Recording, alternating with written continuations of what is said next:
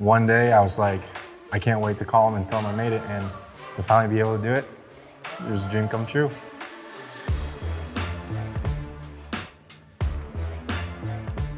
So we are joined here today by Mike Visacki, Mike's senior, and Mike's coach, Tyler Beasley out of Sarasota. What I want to start with, Mike, is just kind of, it's been a whirlwind, for the last 12 weeks, right? So it all started with the viral video, calling Dad. Maybe let's just start there and kind of share what was that like? And Dad, what was that like receiving that phone call? Wow, I waited all my life, basically. It was such a joyful moment that it's very hard to explain. I know all along that he has it, and when it happened, it was like, really? It's happening? And I was thrilled to death. He did it, and I couldn't be happier. That's awesome. I mean, I'm sure you imagined making that call one day. Oh yeah, one day I was like, I can't wait to call him and tell him I made it, and to finally be able to do it, it was a dream come true. That's great. So you've been traveling a lot. A lot of people have this vision of, a tour player living the life, playing golf, but it's not always that glamorous. So walk us through just what the last 12 weeks have looked like for you. Yeah, I've been on the road almost last 6-7 weeks, grinding, playing more mini tour stuff just to get more experience and get myself ready for Q school. Putting 6,500 miles on the car in 6 weeks, that's not very easy. But I enjoy it, I love it, and this is what I want to do. That's awesome. And you just recently had a win, right? Yeah, my biggest win of my career so far, the Waterloo Open, making a 6-footer on the last hole. I was a little nervous, but I said, I've hit tee shots now in front of a few thousand people. What's a 6-foot putt for me? So, I reverted back to some of the good memories I've had, and I was able to do it. So I'm really happy that I did it. Very cool. And you've been there the whole journey. You've coached him a little bit. You've been there since, you guys just told me you bought his clubs off eBay.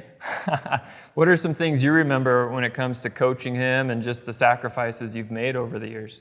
Wow, it's a long process. Every day after school, I picked him up. Let's go play and let's have a good time. And Mama calls and says, what time are you going to be home? I said, when the lights go out. I want him to excel. I did it just because I didn't want him to miss something. And that's how me and my wife really sacrificed our life for him to be on PGA stage. And my wife is there pushing, go, go, go. It's like, don't stop. And we haven't stopped since he got his club in his hand, which was basically after second birthday. Oh, really? Yeah, I gave him the club. It was putt, and here we are today in GOLFTEC studio. Crazy Yeah. journey. Yeah, Crazy journey. it's unbelievable. That's awesome. Now, your GOLFTEC journey started, about 5 months ago with Tyler. Yeah. How'd you guys cross paths? So he ended up caddying for me in just a local money game that I had back in town. And we kept in touch every once in a while, every time we would see each other. And then he asked me to play in a scramble earlier this year. And I said, well, yes, why not? He's like, well, are you working with anybody? And I said, no, just really me and my dad. He's like, well, why don't you just come for a swing evaluation and we'll see what happens. And we talked about it, and he said this is where we can improve here and here. And ever since then, we've been grinding. That's awesome. That's great. So Tyler, that swing evaluation is such an important step with GOLFTEC. Every new student goes through it. What was kind of the plan you laid out from the problems he was having? Kind of share some of those problems he was seeing in competition and kind of the plan you mapped out for him. Absolutely. Keep things as simple as possible. Knowing him playing for money. This is his livelihood. We're trying to go for those. Looking at the things and just saying, you have a small window, but I'm really here and I want to help you.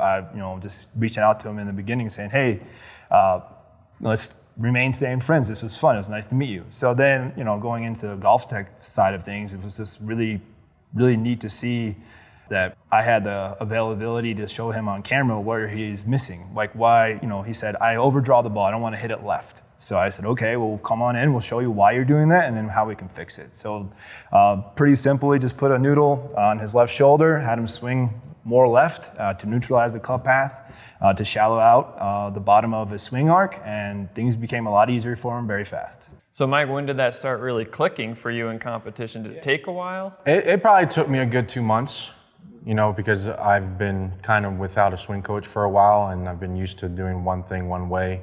So it did take some time. It was a slow process, but it really started kind of kicking in about 2 weeks before actually Valspar. So I was trending in the right direction from earlier in the year. So very good. Now, one of the things I've always noticed with students is it's very hard to take a mechanical change, improve, and then go trust it on the course. For a better player, it seems to be even harder. Like how does that work, working on something in season when it is your livelihood? How do you break the two apart? You kind of just have to practice a little bit more. I have the free time to be able to practice on the range for 6, 7, 8 hours a day, where a lot of normal students probably don't. So I'm able to understand what he's trying to say, and that's why we also will do FaceTime videos.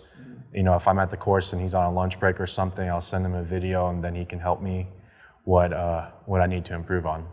Yeah, and that was going to be my next question is, what have you guys been working on? I know you've been on the road, on a crazy road trip, so I know you've had phone calls, video chats, but what's kind of been the current project, so to speak? Yeah, the one main thing that we're really doing right now is getting more depth in my backswing, making sure that I'm getting a little bit more flat with not as much open club face, and making sure I'm not getting too steep, because when I get too steep, then I flip my hands, and then it causes the ball to go left, and ball going left for me is not good. So we've been working really hard on it.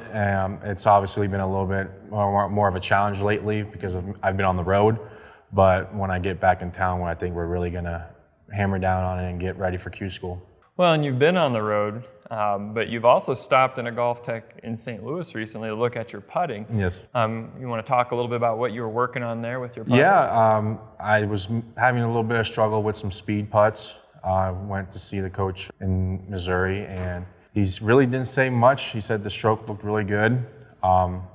Maybe just really not releasing the face was my problem. And after that, after I saw I did end up shooting 63 the next day. But just kind of practice a little bit more on some putting drills, really, and lag my speed control. That's the two main things that I work on in my putting. Was that kind of nice to be able to just pop into a GOLFTEC now that we are all over? Yes, it's awesome. Just make a phone call. It's nice. Jump on in. So what was it like that very first time walking into a locker room on the PGA Tour and walking inside the ropes? Kind of walk us through that experience of just kind of the emotion, the nerves. Was it different than your normal tournaments? Yeah, it was really. I've been to a few PGA events, but it was really cool getting past security this time and not having my ticket scanned, being able to walk in the ropes and see all the guys that I've been watching since I've been playing. It was really awesome, and I know I can compete out there. I've seen it, and with the help of Tyler and with the help of you guys, I think I can live the dream and being on there full time. That's awesome. So Tyler, I know there's not much of an off season in golf these days, but kind of, you guys, you've been talking. What's kind of the outline for the off season of some things you're noticing you need to improve on to keep lowering that scoring average?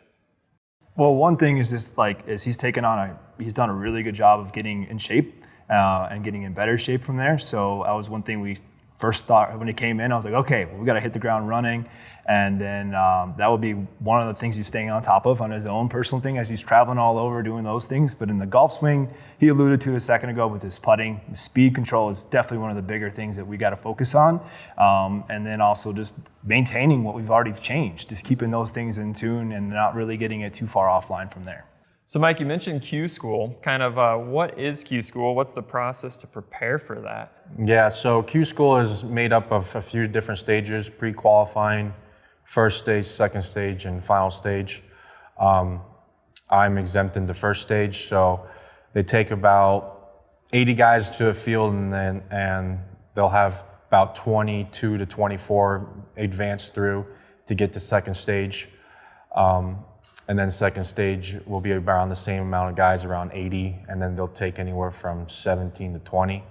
And then if you get past second stage, then you're at final stage of Korn Ferry Q School. So depending on where you finish in Korn Ferry, you want to finish top 40 to get guaranteed starts on the tour.